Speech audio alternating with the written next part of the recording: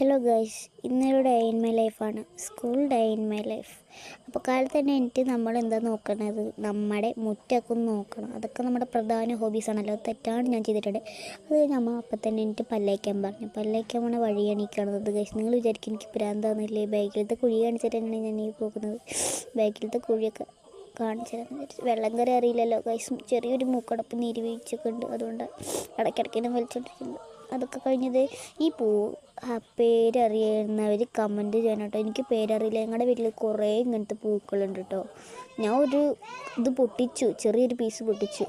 എൻ്റെ പേര് എനിക്കറിയാത്തതുകൊണ്ട് ഞാൻ അതവിടെ തിരിച്ചു വയ്ക്കുകയും ചെയ്തു കേട്ടോ. എനിക്കിതൊന്നും അറിയില്ല, ഇതിൻ്റെ എന്തിട്ടാന്ന് പേര് പോലും ഒന്നും അറിയില്ല. അത് കഴിഞ്ഞിട്ട് നമ്മൾ സ്കൂൾ വിട്ട് വന്നപ്പോൾ റോട്ടിക്കൊക്കെ ഒന്ന് നടക്കാൻ പോകുന്നുണ്ടായിരുന്നു കേട്ടോ.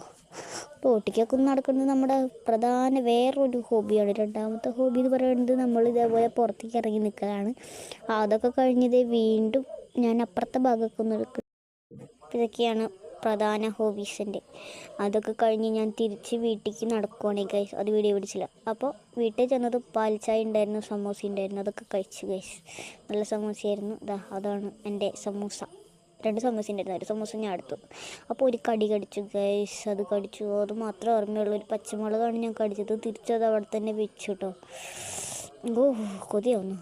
അതൊക്കെ കഴിഞ്ഞ് വൈകുന്നേരം ആയപ്പോൾ അമ്മ മീൻ കറി വെച്ചിട്ടുണ്ടായിരുന്നു, മീൻ വറുത്തതുണ്ടായിരുന്നു, ഉരുളക്കിഴങ്ങ് വറുത്തതുണ്ടായിരുന്നു, ബീട്രൂട്ട് ഉണ്ടായിരുന്നു. അതൊക്കെ ഉണ്ടായിരുന്നു കേട്ടോ. അത് നല്ല രസമുണ്ടായിരുന്നു.